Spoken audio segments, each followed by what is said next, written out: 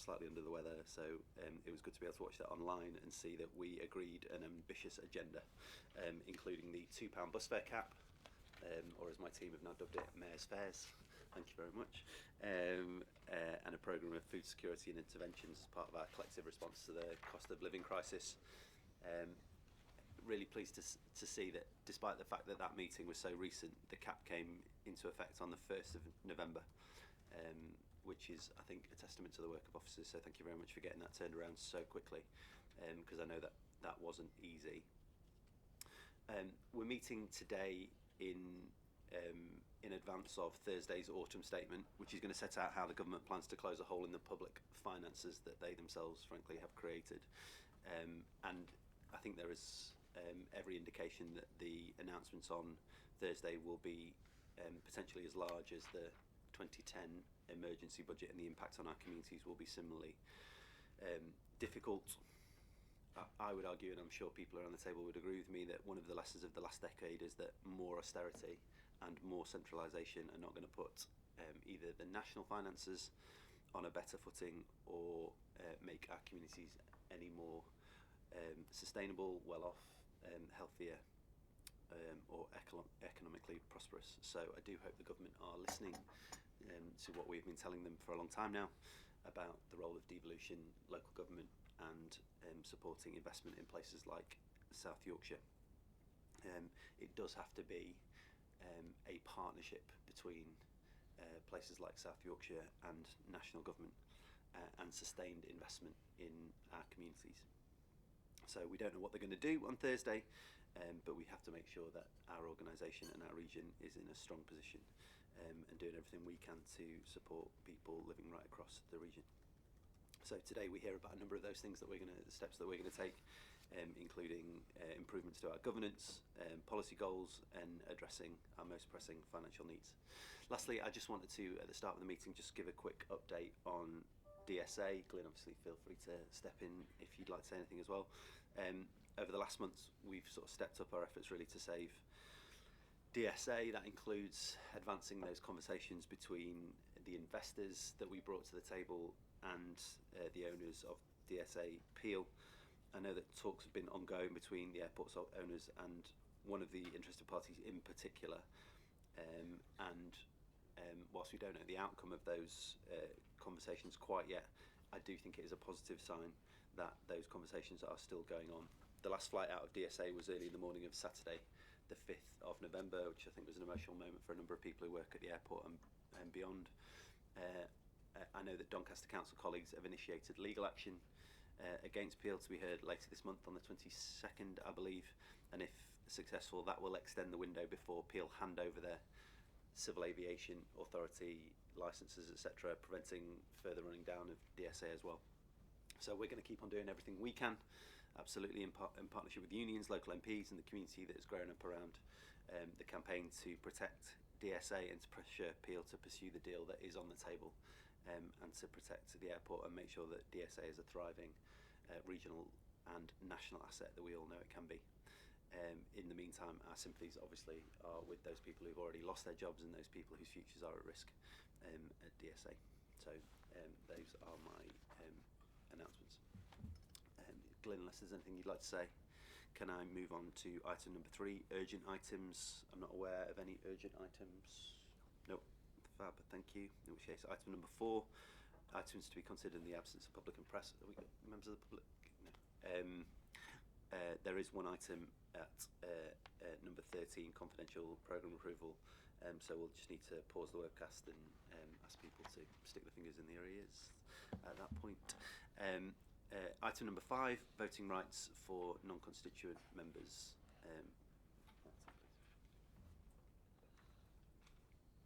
Sorry, Chair. So, item number 5, voting rights for non-constituent members.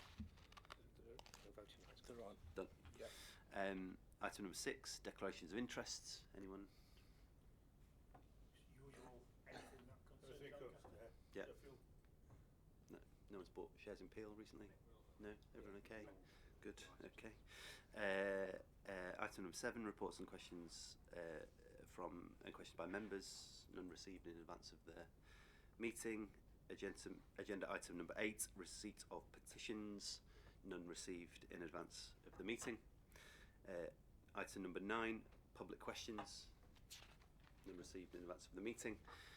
Item number 10, minutes of the meeting held on the 21st of March, it says here in my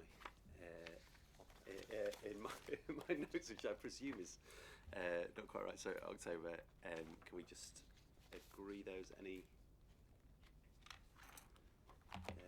challenges to the minutes? Yes? No?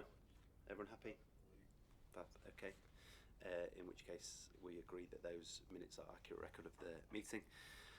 So on to item number 11, please. Budget revision 2 from Gareth. Thank you, Mayor.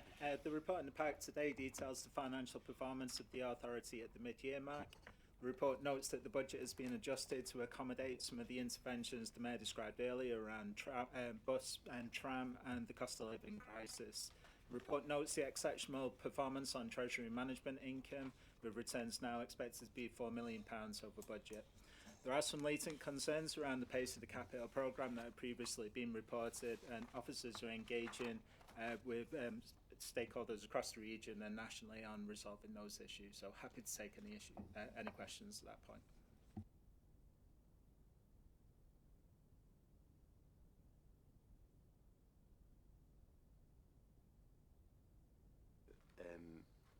Therefore, we adopt the revised budget estimates and note the net increase in core income and its deployment to transport and cost of living priorities. Yes. Great, thank you. In which case, item number 12, please, from Martin, MCA Review Report. Thank you, Mayor. In line with your commitments when you took up office, you set out an ambition to review the MCA and to ensure that it's fit for purpose for the next stage of the journey. So much having been achieved so far. The report, as set out, presents the scope of the review to board, and it will aim to achieve 3 key outcomes. The first is strengthening MCA officer leadership and the organisation. The second is increasing agility and strengthening delivery capacity. And the third is strengthening and improving systems and processes that will support the deepening of the relationship with our local authority partners and other partners, and will strengthen and ensure that it is fit for purpose, the governance arrangements, and that they're right for the next stage of the journey. Thank you, Mayor. That is the report. Thank you. Any questions or comments about the review? Yes. Just to welcome the review and note from a Barnsley perspective, if efforts can be made to make the processes less onerous on us officers rather than more onerous, obviously in keeping with the making sure everything's done properly. That's one of our priorities in terms of getting things done. Thank you. Any other comments or questions? No. Okay. In which case, thank you. So we note the progress already in place with the new transitional leadership arrangements, and happy to move forward with the review. On to item number 13, please. Programme approvals from Gareth.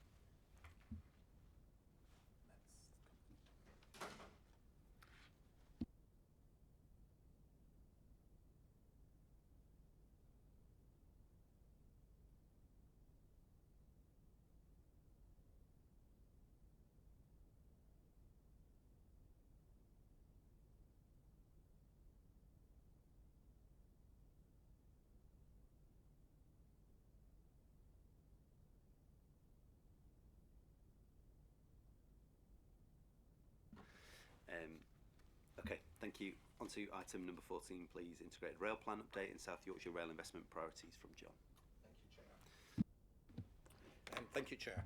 So, rail is, and the future development of rail is crucial to this region, but through kind of a long history of government promises which have been slow to deliver, the on-off saga over high-speed rail, plus a whole series of other sort of penny packet government schemes, we've accumulated a large number of asks across the region, and sometimes the extent of that means that our impact in terms of lobbying government is less than it should be, because of our lack of clarity about how our asks hang together. We therefore commissioned within MCA a piece of work to develop a stronger narrative about how we see the future of the rail network as it affects the future of the region. That has developed three broad areas. The first is to secure the delivery of past government commitments, particularly on the Midland Main Line and the East Coast Main Line, which are crucial to the strategic connectivity of the western and eastern parts of the region. The second is looking ahead to look at further strengthening our strategic connections. That's particularly north-south, building on the Midland Main Line works to go beyond Sheffield up through Rotherham and the Dearne Valley to Leeds, which is partly related to future work on HS2, and secondly connections to Manchester Airport, which were partly lost during COVID. And the third category is a large number of individual schemes which are key to our core growth aspirations within the region, which are relevant to several parts of the region, include rail reopenings, new station developments. So those three categories are the key themes that have come out of the work. Clearly we need to look at how best to get the message out using all the different channels within the region, all our different partners to sing to the same tune. Of course, nothing ever stays the same, so as you said at the beginning, Mayor, the 17th of November fiscal events may have a bearing on this, so we will need to develop our ask in the light of that. It's also the case that the issues about rail are true for other modes. For example, on strategic highways, the problem has perhaps been not too many asks, but too few asks of national governments. So we need to do similar work looking at national highways and at other parts of local transport to develop our case for government. Thank you. Any comments or questions? I suppose just to reflect a little bit, what John said, but perhaps put it the other way around, is while we've not been good at telling the story, there's actually a tremendous package of interventions set out in the paper, real practical, tangible improvements for people who travel by rail or who could travel by rail in all four of the districts. Number of new stations, improved services, improvements to the station at Barnsley, improved Trans-Pennine connectivity out of Sheffield.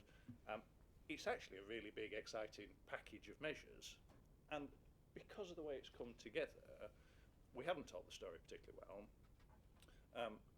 but actually it is a perfectly pragmatic set of measures. This is not, we started with, let's come up with some things about trains and see where they land. This was, how do we respond to the opportunities coming out of government at each stage to make sure we get the benefit for South Yorkshire. So it's actually a cracking package of measures with real tangible improvements for the people who live in South Yorkshire. Now, public policy shifts, goodness only knows what's going to happen with government, capital investment this week, all the rest of those things.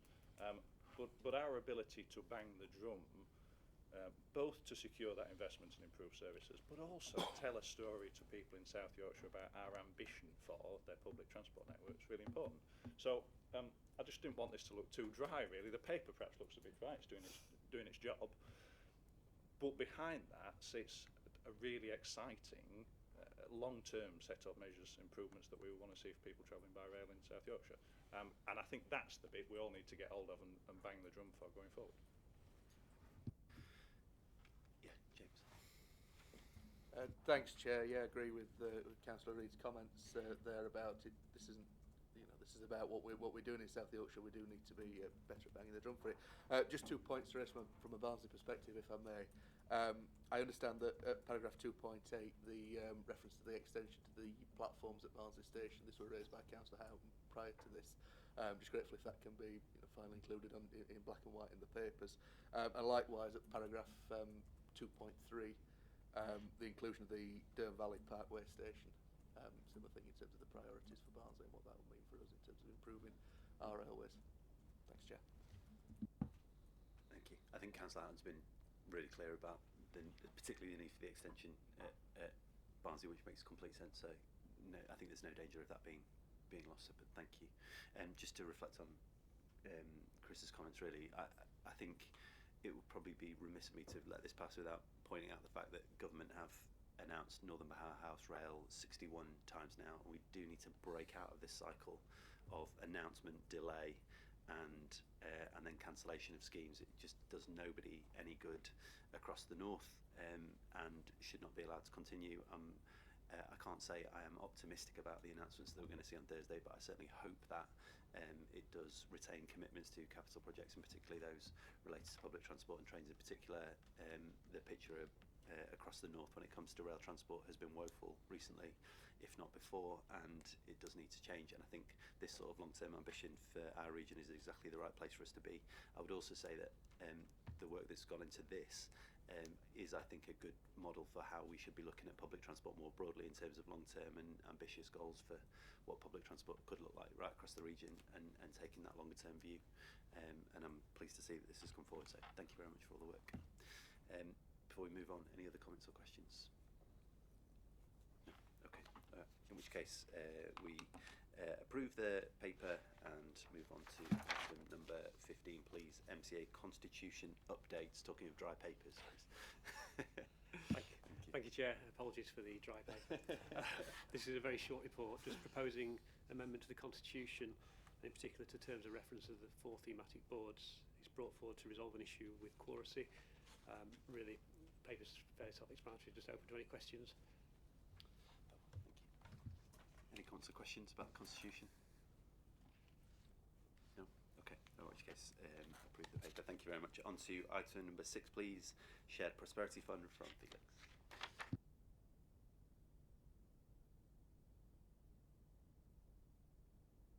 Major economic development fund the government is put in place to replace European funding. Thank you. South Yorkshire put in its investment plan at the end of July, early August, and we're still waiting for final approval from government in terms of whether we've secured the funding or not. But we've not just been waiting, we've been working in advance of that, especially knowing that year 1 is already notionally kicked off and actually runs out at the end of March.